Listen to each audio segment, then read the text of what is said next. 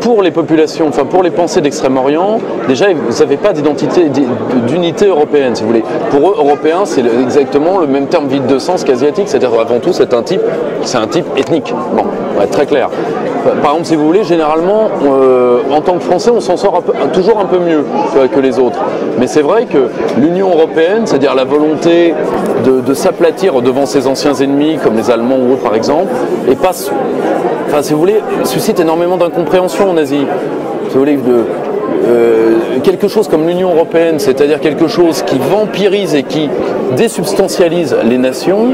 Vous voulez, en Asie, par exemple, vous avez plusieurs grandes institutions internationales, dont l'OTAS, qui elle est une organisation internationale sérieuse. L'OTAS, vous avez quand même des cadors à table. Vous avez le Japon, la Chine, les États-Unis. C'est pas tout à fait, c'est pas rien. Et ce sont des gens que le fait même de renier ses intérêts et de ne pas entrer dans la négociation d'intérêts pied à pied, les yeux dans les yeux, ils ne comprennent pas notre démarche.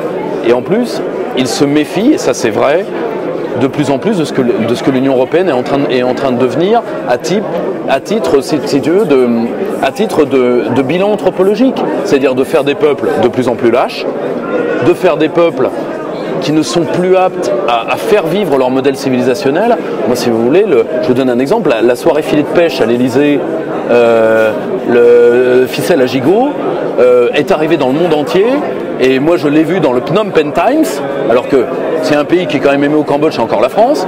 Moi, je peux vous assurer que ça leur a fait un choc, quoi. Ça leur a fait un choc. Hun Sen ne ferait pas ça, Xi Jinping ne ferait pas ça, et surtout, quand on ose que nous ayons les modèles sociétaux qui sont les nôtres, why not? Mais quand on ose en faire un argument diplomatique en disant à des pays qui sont des puissances et qui méritent le respect, vous ne faites pas, pour vous l'homoparentalité c'est pour quand? Parce que c'est vraiment le progrès, quoi.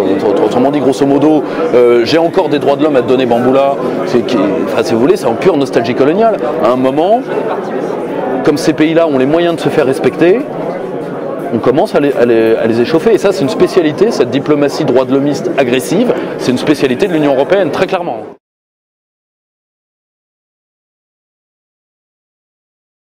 La seule chose dont ils ont peur, c'est la fermeture. Pour une raison, c'est un peuple commerçant depuis 5 millénaires. Donc, ils ont peur d'une sorte de se refermer comme une huître, mais ils ont pris tous les gages que ça n'arriverait pas. Pourquoi? Parce que l'Europe est faible. Et elle est faible structurellement. Parce que, ça ils le savent. Bien sûr qu'ils le savent. Bien sûr. Quand est-ce que l'Union européenne, qui pèse théoriquement un marché solvable de 500 millions de gens, quand est-ce que cette Europe-là a fait peur à qui que ce soit en négociation commerciale? Elle a plié face au Canada. D'accord? Elle a plié face au Canada. Donc, vous croyez que si le caribou vous fait peur, que vous allez chevaucher le dragon? Non, faut arrêter. Non, franchement, non, faut pas se faire du mal comme ça.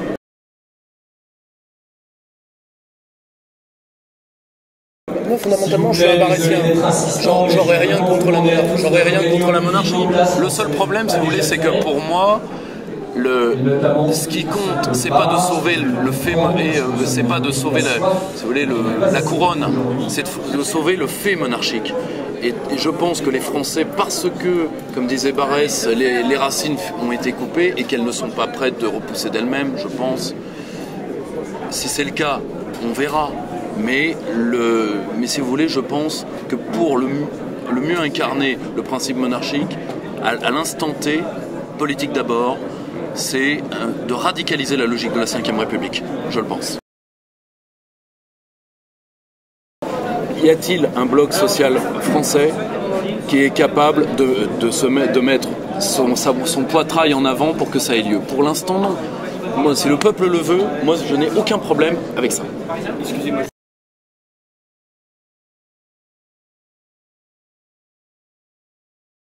On va être très clair. Pour moi, cette question-là est morte et je vais vous dire pourquoi. Parce qu'il suffit de voir que se serait-il passé si De Gaulle n'avait pas pu le faire. C'est très simple. Moi, je veux bien qu'on s'érige contre le grand remplacement, mais je dénie le droit à des gens qui voulaient qu'il y ait 30 millions d'Algériens qui auraient été des citoyens français. Parce que moi, quand on me répond, on les aurait maintenus dans le statut colonial, oui. Oui, mais ils sont pas venus à 30 millions jusqu'à preuve du contraire. Parce qu'à 30 millions, le pays serait déjà mort et l'élection du président de la République se ferait à Alger depuis déjà un certain temps. Hein, donc là, pour le coup, on aurait Valérie Mokhtar Ben Mokhtar. Hein, on n'en est pas encore là. Allez, je suis d'accord avec vous. Mais vous voyez ce que je veux dire. Ça a été un moindre mal, quoi qu'on en pense. Voilà. Et surtout, pardonnez-moi, la première heure de l'Algérie, c'est pas d'en être parti, c'est d'y être allé.